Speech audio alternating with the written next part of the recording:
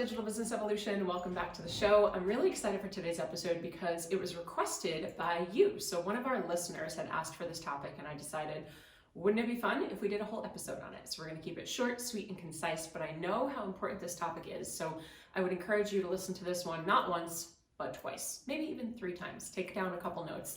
This is a brain breaker. So this episode here is going to be a shift in the way that you think about something. And the thing that we're talking about today is failure. So the question was basically, how do I bounce back from failure? How do I navigate failure? How do I not let failure get me down? Or do I? And so before we can even talk about failure, what I want to talk about is the concept of success. So I personally believe that success is our worst teacher.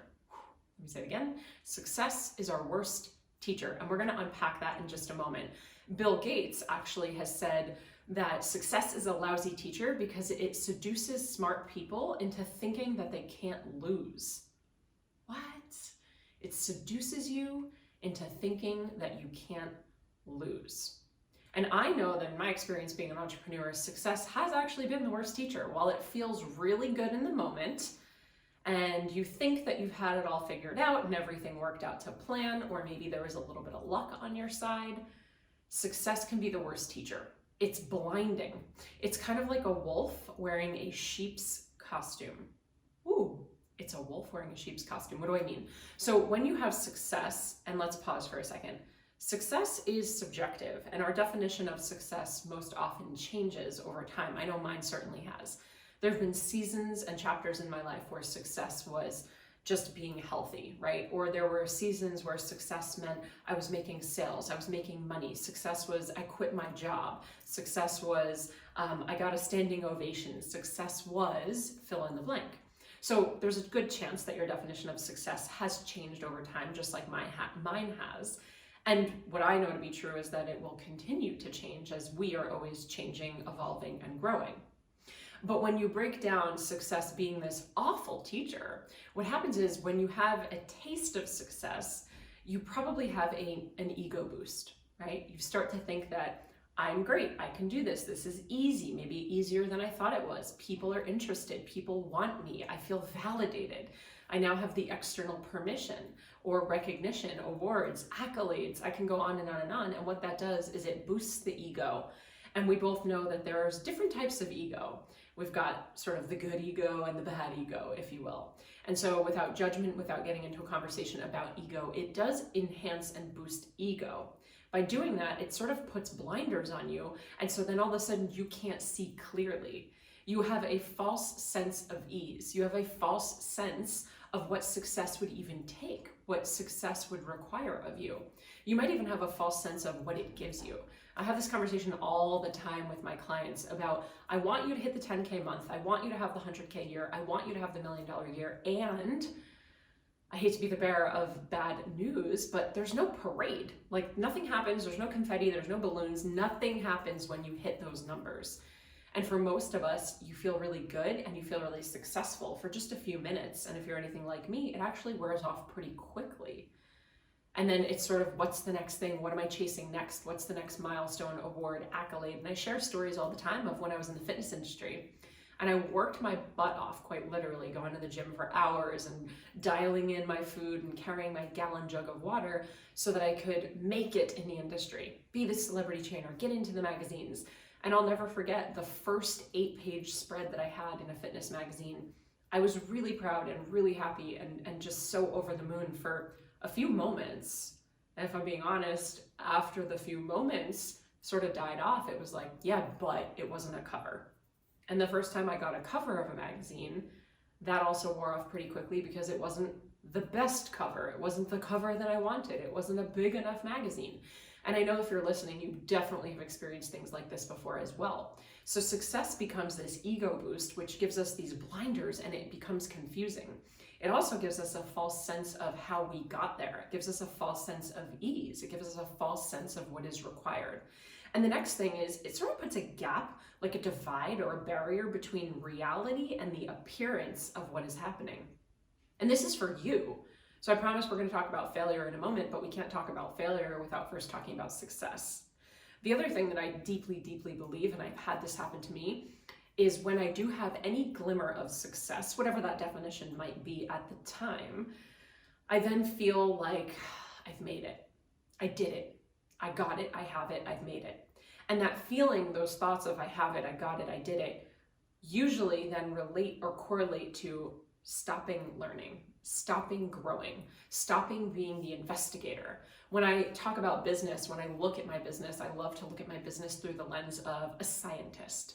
So I'm always making these hypotheses, and then I'm doing experiments, and I'm testing, literally, right? We're testing an offer, we're testing the messaging, we're split testing a page or an email subject line. So when you can look from the lens of being a researcher in your business, being a scientist in your business, that's actually part of your job. Your job is to test and retest and to take that data and that information and to make tweaks moving forward. So when you feel like you've arrived or you've made it, and I say that in quotes, right? You've made it, like you're done, you've arrived, then number one, does the chase or the hunt to get to the next place stop? Do you, and I'm asking you, answer in your head rhetorically, do you take your foot off the pedal? I know that this is another one of the reasons I think success is a horrible teacher. I've done this, and I've watched hundreds of clients do this. We have a little bit of success, we get some clients to sign on, we make some money, we have a bunch of people enroll in our next thing, and so then we sort of take our foot off the gas.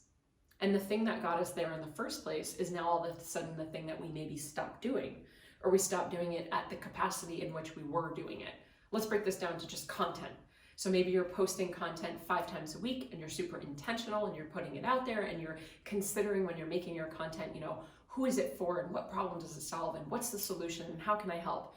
And then all of a sudden it starts to snowball. Maybe something goes viral, you start to make sales and you start to feel good. So you're like, I'll just take a couple days off. And now you go from posting 5 times a week to maybe you're only posting once or twice a week.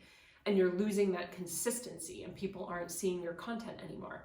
Or you just start posting whatever you feel like and you're not really thinking about your ideal client and their pains and their pleasures and intentional content strategy. And so now things aren't really doing well. There's not a lot of engagement and you're wondering what happened. Well, what happened was you got a taste of success and so you stopped doing the thing that was giving you the success in the first place. This is probably one of the biggest mistakes that I see coaches and entrepreneurs make, myself included. I've done it so many times. It's like, it works, and so we stop doing it. This is exactly what happens to the majority of people when they go to the gym or they start eating on a different meal plan. Let's call it a diet, for lack of a better term. And so we start dieting or we start going to the gym and we start seeing results. We're consistent in the going, we're consistent in the eating. And as soon as we're consistent, we start to see the results. We're gaining muscle, we're looking more lean, we're losing weight, and then we sort of take our foot off the pedal. It's not a big deal if I miss a day. It's not a big deal if I eat this ice cream. Well, do the math. If you say that every night and you eat ice cream every night, you're probably not going to continue to see the results you were once seeing. If you stop going to the gym, you're going to start seeing reverse progress happening, right? The diminishing return is going to happen where now you're not building muscle, you're not maintaining that physique, it's actually going and depreciating because you stopped doing the thing that got you there in the first place. So I do believe that when we've made it, in quotes, when we get there or when we think we have, we actually stop learning because we stop testing, we stop doing the work, we stop showing up like a scientist in our life, in our business, in our journey, whether it's a fitness journey or a business journey, it doesn't matter. And so here's the question. The question was, how do I navigate success? Well, how do I navigate failure? The first thing is I determine what success is. What does that mean to me? How am I looking at it? How is it sort of getting in the way with blinders of it becoming a really terrible teacher? The second thing that I do is I shift failure in the way that I see it, in the way that I look at it. It's just a simple mindset shift. So instead of seeing it as I failed, I'm not good enough, I'm not worthy, I'm not valuable, I don't have anything to offer, what was the point of even trying, right? I look at it as, okay, similar to Thomas Edison, he says all the time, he didn't fail a bunch of times in trying to create the light bulb. He just learned 10,000 ways it didn't work. And so when you can reframe and sort of flip the script here of you didn't fail, you're not bad or unworthy, you just figured out one way not to do it. You figured out a way that it didn't work best. You figured out a way that you didn't like doing it. And so now it's actually an opportunity for you to see rather than have your blinders on and not see. Failure is an opportunity for you to question what didn't work. Why didn't it work? What role did I have in that? What role did timing have? What role did luck have? what do they say luck is? Preparation meets opportunity. Sometimes there is an element of luck. And I know with our clients in 2020, in the coaching industry, it was quite a unicorn year for a lot of people, meaning they did really, really well, really, really fast, because the majority of the world was all of a sudden pivoting online. So businesses were number one, pivoting online. And if you were already in the space of digital education, you may have done really well because people were interested in the services you had to offer. People were spending more time at home, wanting to learn new skills and things like guitar and other languages. So if you were already teaching that stuff or set up to teach that stuff, you may have done really, really well. And the other thing that happened was pretty much everybody had to pivot online. And so entire industries, like the fitness industry, was forced to get creative and get gritty and get resourceful and start offering their services online, whether that was high ticket, low ticket, membership, classes, live, on demand, it didn't matter. And so in 2020, a lot of people found this opportunity and preparation where they met, and there was an element of luck. I'm not saying that you were just lucky or you didn't work hard. I worked my butt off. But there was also an opportunity here for me where I had already been doing digital education. I was set up, I had the preparation there. And then because of unforeseen circumstances, a lot of people were forced to pivot online. And I was already set up and known as someone that helped people build things online. And so when you're asking yourself these questions in failure, what did I do? What part did I play? What part did luck play? What part did timing play? What did I not see? What have I could have done differently? Where could have I asked for help? What did I learn from this? And that's the biggest one. It's what did I learn from this? And when you're looking at what did you learn, when you're looking at what can you see, it's learn without judgment. Learn without passing judgment on yourself. You know, I see it as kind of, there's two circles. Like think of it as like a Venn diagram. And on one side we have the fact. And on the other side, in the other circle, we have the fiction. And so the fact is what happened. From this so-called failure, what happened? Well, I made no sales. It was a silent launch. Nobody liked my post. I got negative comments. No one sent in testimonials. Only 10 people came to my live training and I was anticipating 100 people. No one signed up for my free opt-in. So what was the fact, right? What happened? Write all those things down. And on the other side, the other circle, you're going to write down the fiction. What did you make that mean? Well, I made it mean that no one cares about what I'm doing, or that I'm never going to make it in the industry. I made it mean that, well, I just don't have enough followers. I made it mean that it's too saturated. I made it mean I should have stayed at my old job where it was comfortable and I had a steady paycheck. Fill in the blank. And so on the one side, it's the facts, and on the other side, it's the fictions, which are the stories that we make up. And when it comes to failure, we make up a lot of stories. Remember, success is the worst teacher. So when we're successful, we often don't stop and pause to look at the lessons. It's actually really difficult. I challenge you to try this. It's really difficult to come up with lessons when you were successful. Because you're sitting there trying to figure out, well, why did it work? What worked well? What about it? I don't really know. It just worked. It just did. It just happened. But when you fail, it's really easy to, number one, point fingers at people, places, and things that got in the way. It was because of this, it was because of the recession, it was because of the pricing, it was because of, I don't have enough followers, right? And on number two with failure, so we can point fingers and blame people, places, things. And then number two is we make meaning out of it. And that's just what we do as humans. And the reason that we do that is because we're protecting ourselves, we're protecting our ego. Because we don't want to be wrong. We don't want to be the ones that messed up. We don't want to have to take full responsibility for something. And so I'm not saying when you create the chart of fact and fiction that you have to take on full responsibility for every single thing. There are going to be things that are out of your control. But when you start to recognize these patterns of what you make things mean, well, then you can start to detach yourself from that and understand that the facts are the facts. When you put on the hat, you know, the scientist hat, or you get the magnifying glass as sort of a researcher, now instead of making it mean something, we get to just be a detective and look for what it actually does mean. How does the data tell a story, and what can that do for us moving forward in the future? When you get caught up on the failure and what you make it mean, we tend to go into a spiral. I know you've been there, I definitely have. We go into this loop of negativity, this spiral of, I shouldn't have tried, I'm not even worthy, I have no value, right? I should just quit. I'm gonna throw in the towel. I'm gonna dump the whole thing. It's not worth it. But when you can take a look and do some work of where is this coming from, it's not fun work, you can start to recognize that a lot of these feelings and meanings that you create have come from other places. So I'm going to give you an example here. I use this one a lot. A lot of times people are afraid of, yes, failure, but we're also afraid of rejection. We're afraid of people saying no. We're afraid of not being liked. We're afraid of not being seen or heard or valued. There's a lot of things that we're fearful of.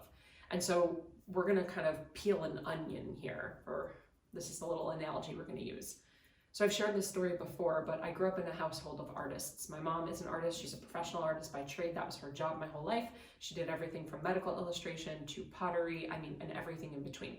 My brother's super artistic. He's 5 years older, so I was always watching him in art growing up, and then I am an artist as well. So growing up, I was in all of those special art classes and Windows art classes in school. Very, very talented. However, in my brain, never as talented as my mom. Now, whether or not that's fact or fiction, I don't know. She's very talented.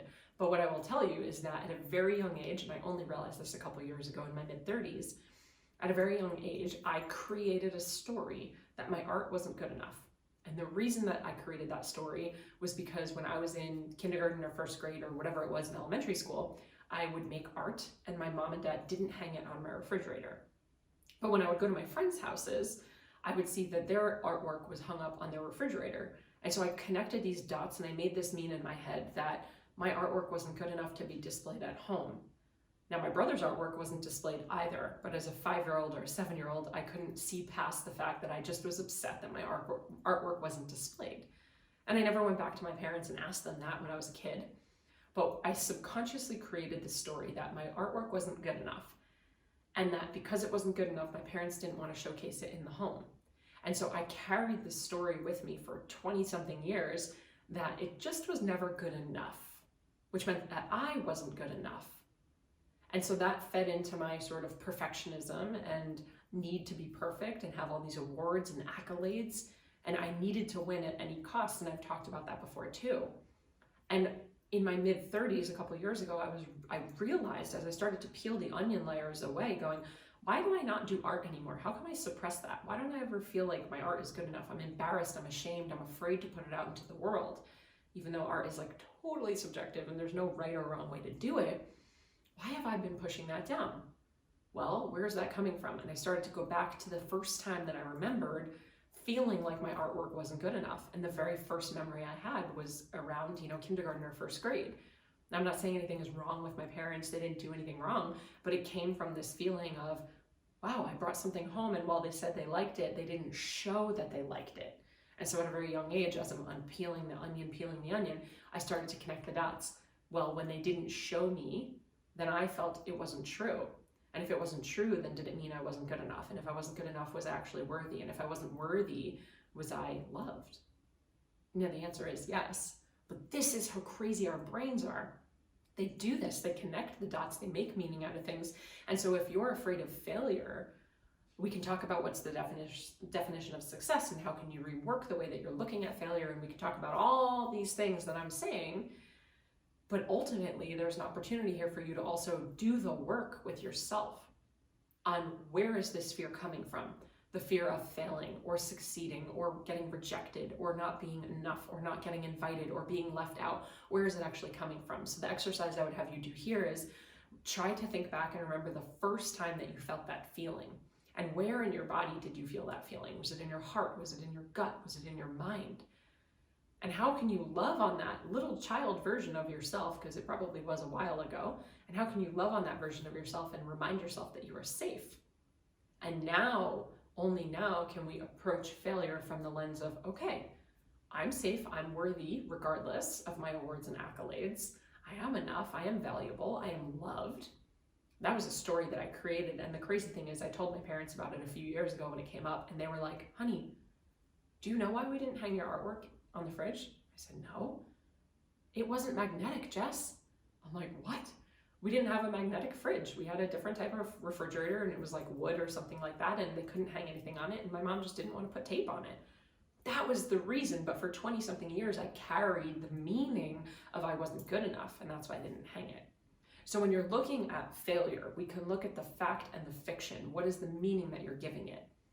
What are you creating that is not true? And we do this all the time.